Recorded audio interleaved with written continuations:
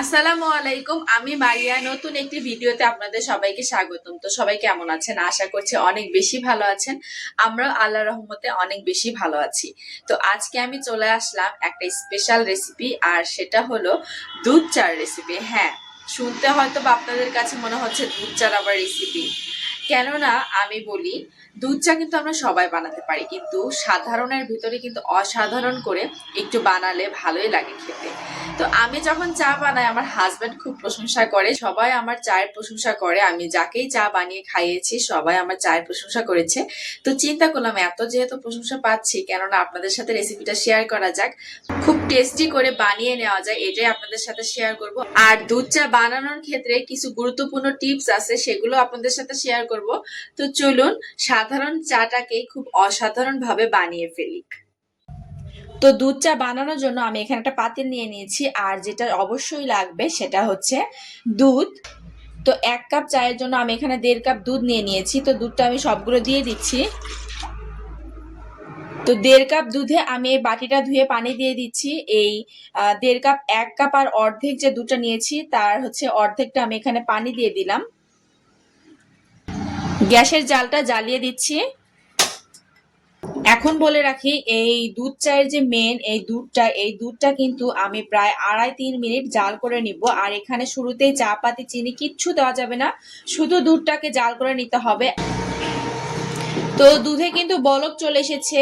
আপনারা যখন চাটা বানাবেন, আপনারা যে গ্লাসে চা খাবেন ওই গ্লাস দিয়ে মেপে দুধটা দিয়ে দিবেন। 1 কাপ চায়ের জন্য 1.5 কাপ দুধ দিয়ে দিবেন, আর অর্ধেকটা পানি দিয়ে দিবেন। তাহলে দেখবেন পারফেক্ট ভাবে 1 কাপ দুধ চা হয়ে যাবে, আর খেতে অনেক মজা হবে। তো অবশ্যই মেপে দেওয়ার চেষ্টা করবেন দুধটা। আচ্ছা, আপনাদেরকে একটা কথা বলে দেই, এই দুধটা যখন জাল করবেন তখন দুধটাকে একটু ঘন ঘন নাড়ার চেষ্টা করবেন। তাহলে দেখবেন আপনাদের দুধ চায়ের ঘনত্বটা অনেকখানি বেড়ে গিয়েছে, অনেক সুন্দর একটা ঘনত্ব চলে আসবে। তো আমি দুধটাকে 2.5 মিনিটের মতো জাল করে নিয়েছি। এখন আমি এখানে দিয়ে দিব চা পাতা। তো আমি এখানে চা পাতাটা দিয়ে দিচ্ছি, আর প্রতিটা কাপের জন্য 1টা চা চামচ চা পাতা দিতে হবে।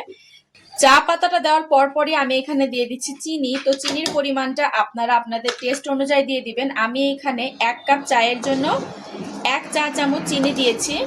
তো আমি এখানে 1 কাপ চায়ের জন্য 1 চা চামচ চিনি দিয়েছি, আর 1 চা চামচ চা পাতি দিয়েছি।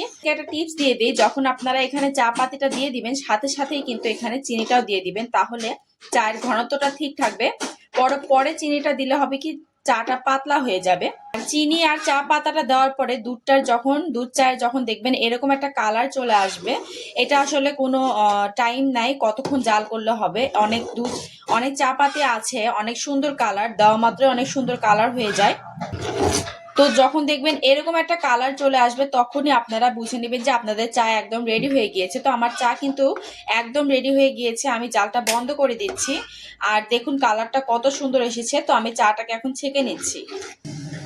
তো চাটা সার্ভ করার জন্য আমি এখানে একটা হচ্ছে মাটির কাপ নিয়ে নিয়েছি। তো আমি এখানে চাটা ঢেলে দিচ্ছি এখন।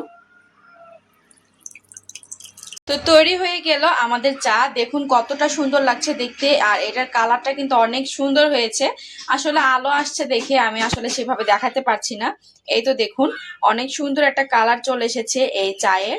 তো এভাবে কিন্তু আপনারাও খুব সাধারণ চাকে অসাধারণ করে বানিয়ে খেয়ে দেখতে পারেন, অনেক ভালো লাগবে। তো জানালা দিয়ে এত পরিমাণে আলো আসছে, আপনাদেরকে আমি চায়ের ঠিক কালারটা দেখাতে পারছি না। এই তো আমার চায়ের মেইন যে কালারটা, দেখুন কত বেশি সুন্দর হয়েছে কালারটা, আর খেতে কিন্তু অনেক মজা হয়েছে, অনেক সুস্বাদু হয়েছে। আর আমাদের চায়ের সাথে চায়ের প্রেমিকা বিস্কিট, একে তো লাগবেই, এটা ছাড়া চা অসম্পূর্ণ। তো এই তো আমার চায়ের মেইন কালারটা।